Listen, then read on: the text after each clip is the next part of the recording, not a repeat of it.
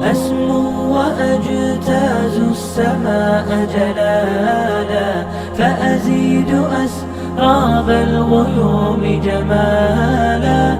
بسم الله الرحمن الرحيم. الحمد لله رب العالمين، والصلاة والسلام على رسوله الأمين محمد وعلى آله وأصحابه أجمعين. د ابتداء او اعادي محل په دې درس کې پرون ځینې مسایلو ته اشاره وشوله چې څوک چې په معنا باندې پوهیږي او څوک نه پوهیږي، څوک چې نه پوهېده نو هغې دپاره وویلې چې میم، طا، آیات، وقف جبریل، وقف النبی صلی الله علیه وسلم او وقف غفران. په دې ځایونو باندې څه پکار ده؟ وقف پکار ده او دې نه وروسته بیا ابتدا ده. ځینې نور علایم یې وښودل چې هلته بیخي وقف نه ده پکار. ځینې علایم یې وښودل چې هلته ضرورت په وخت کې که وقف وشو نو بیا هلته اعاده پکار ده. او آخر کې علامه د کاف یا د کذالک یې وښوده چې دا خپله مستقل څه شی نه دی، بلکې دا د مخکیني وقف پورې تړلی ده. که مخکې دنه هر وقف راغلی و دا به هم همغه شان بلل کېږي. نو دغه سلسله وه چې څوک په معنا باندې پوهیږي او بیا چې څوک په معنا باندې پوهیږي نو هغې ته هم مناسبه ده چې په همدغه قواعدو باندې څه شی وکړي، عمل وکړي. دا به ورسره درسته وي ځکه چې دا علماو محنت کړی ده او دلته تیار هر څه جوړ کړي دي. ځکه نن سبا هغه فکرونه او هغه سوچونه زموږ ستاسو نه دي په ځای باندې چې سړی په خپله د تلاوت په جریان کې دومره معنا او مفهوم ته په نظر کې ولري چې تر څو بې ځایه وقف او بې ځایه ابتدا او د بې ځایه اعادې نه سړی څنګه کي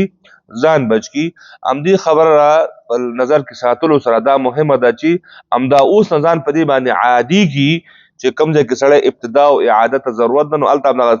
جریان د سبق کې او جریان د تلاوت کې بیا ځان په دغه نښو سره عادي کړي نو انشاءالله دا مشکل بیا وروسته نه پیدا کېږي. نو اوس وایي چې په نننی درس کې دا خو معلومه شوه چې معنا نه پېژندونکو یا په معنا باندې چې څوک نه پوهیږي په یوه ضعیفه علامه باندې یا په منځ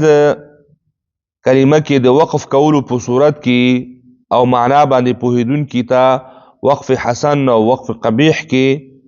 مخکې نه اعاده کول پکار دي. لیکن دا څنګه معلومه شو یا معلومه کړو چې د مخکې نه کوم ځای نه اعاده وکړي؟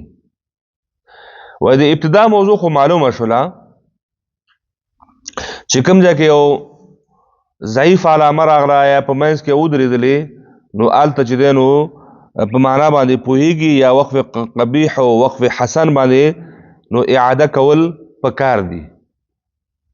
لیکن دا اوس معلومه څنګه وکړو نو اعاده د کوم ځای نه وکړو؟ پکار خو دي و د اعادې ځای پېژندل غواړي، یعنې اعادې محل دا خبره کوي. یعنې په مسله خو پوه شولو که چېرته په ضعیف علامه باندې سړی وي نو سړی باید څه وکړي؟ اعاده وکړي. و د اعادې ځای مشخص کول پکار دی چې و دا یو کلمه دوه کلمه کوم ځای نه سړی څه شی وکړي؟ اعاده وکړي. دی وایي چې د ابتدا په شان اعاده هم د وقف ته همدغه درې علاماتو یعنې وقف تام، وقف کافي کې چې کوم ځای وي نو همغه ځای نه کول پکار دي. یعنې ته یو ځای کې ودرېدلې هلته ستا د ودرېدو ځای نه مخکې یا وقف تام تیر شوی، وقف لازم تیر شوی، وقف کافي تیر شوی. نو هغې نه چې کله ته راتېر شو په دې بل ځای باندې ته ودرېدلې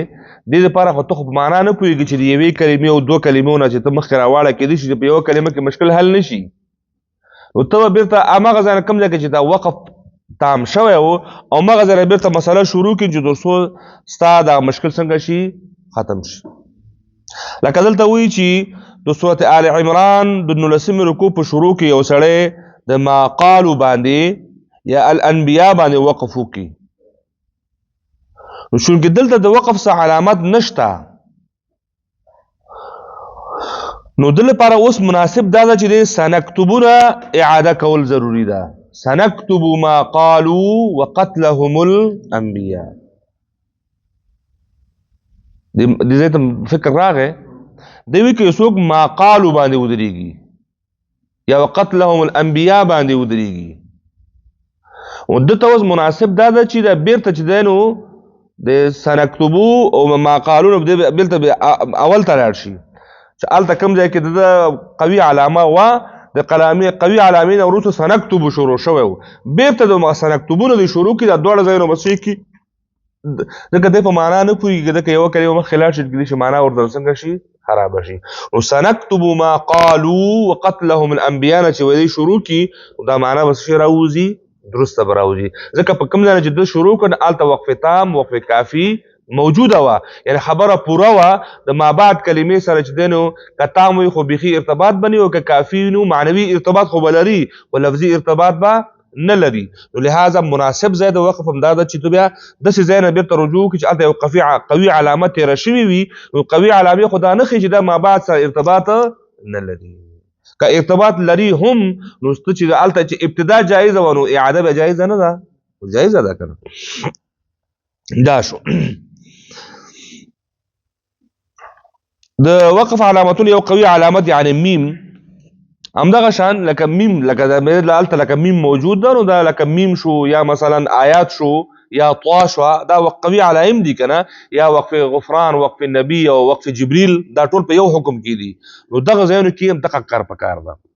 همدغه شان کچته یو سړی د سورته بقره په شروع کې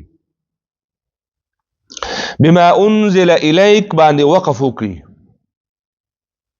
اوس دلته اعاده ضروری ده کنه نو دی وایي چې اوس اعاده به د کم ځای نه کوي نو دې ته بما انزل الیک نه مخکې آیات ينفقون معنی چې نو وقفه کافی تیر شوی وقفه کافی تیر شوی نو دی وایي چې بیرته شروع د مغه ځای نه کوي ينفقون چې ځکه چې الته وقفه کافی تیر شوی قوي علامه و نو دا جمله بیرته څنګه شي وشي ينفقون والذين يؤمنون بما انزل اليك وما انزل من قبلك نو اعاده د څه زیته لاړه چې اغه شروع نو ستا په تلاوت باندې هیڅ قسم تاثیر نه غورځي واضح شو ان شاء الله خلاصه دا چې ابتداوي کو اعاده وي د وقفنا یو معتبر علامت یا وقف تام وقف کافی نه پس بکیږي دا قانون شو ابتداوي که اعادوي ځکه هغه ځای نه چې ابتدا هم جایز ده نو چې ابتدا خو ځکه جایز خو چې ته مخکې ولاړ وې کنه اوس که د هغې نه راتېر شو دلته بل ځای کې ولاړ نو دلته اعادې ته ضرور شو اعاده هم د همغه ځای نه شروع کړه چې کوم ځای نه ابتدا کېدله نو ستا مشکل بس شي معنوي فساد به منځته نه راځي ابتدا او اعاده به دواړه د معتبر علامې نه کېږي خو معتبر ابتدا دا خبره خلط نه کوي سړی دا خبره ګډه نه کوي ابتدا خو هلته جایز او ځکه هلته خو بېرته اعادې ته ضرورت نه و که نه دلته بیرته چې ته راګرځې او مغه ځای نه به اعاده کوي چې کوم ځای نه ابتدا جایزه وه چې ابتدا جایزه وه نو اعادې ته که ضرورت پیدا شو یو کلمې دوه کلمې او مغه ځای نه به شروع کړي نو هغه مشکل به څنګه شي مکمل حل شي ها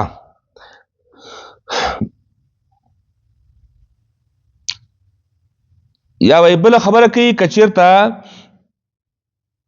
مینه یا د وقف حسن او وقف قبیح نه وروسته د ابتدا په شان اعاده هم درسته نه ده په منځ د کلام کې د وقف حسن او د وقف قبیح نه وروسته لکه څنګه چې ابتدا جایزه نه ده نو اعاده هم جایزه نه ده همدغه جخ په جخ باندې لکه یوه کلمه کوم ځای کې چې اوس مثلا ابتدا جایزه نه وه تو ته هغې یو کلمه مخکې تیر شوی او بیرته راځي هغه ځای ته اعاده کوي مثلا یا ایها الذین آمنوا لا تقربوا الصلاة ولا تقربوا الصلاة کې چې مثلا ته اوس ابتدا کوي نو څه به وایې ابتدا چې وکړې دلته وانتم سکارا دا جایز ده نه ده جایز اوس که چې مته وایي یا ایها الذین آمنوا لا تقربوا الصلاة وانتم سکارا او سکارا باندې ودرېدل او کدل ته طبيعت اعاده کې وانتم سکارا وانتم سکارا ابتدا جایز نه او اعاده څنګه جایز شو مضبوط چې بیت راوګرځي لا تقربوا الصلاه وانتم صحیح شو یعنی کوم ځای نه چې ابتدا جایز نه و نو هغه ځای اعاده هم جایزه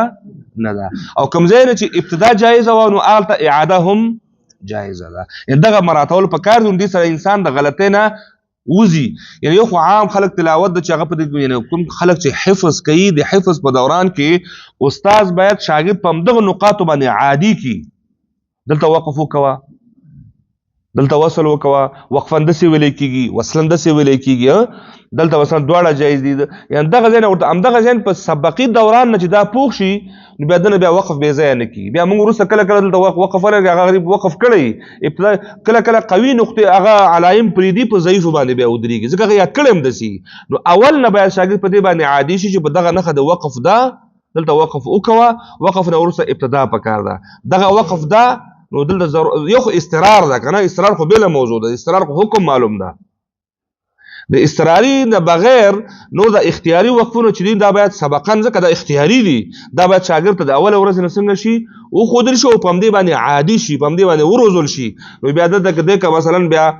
قرات کوي کده حضر کوي کده منځ وي کده تراوی کوي نو بیا ودنه بي ځای وقف کله هم نه کیږي ځکه د یاد کړي په داسې طریقې باندې چې په امزه ځای باندې وقف کول پکارو بیا چې الته چې کله ته وقف وصل کوي بیا سړی نه ګډوډي صحیح شو وصلى الله تعالى على خير خلقه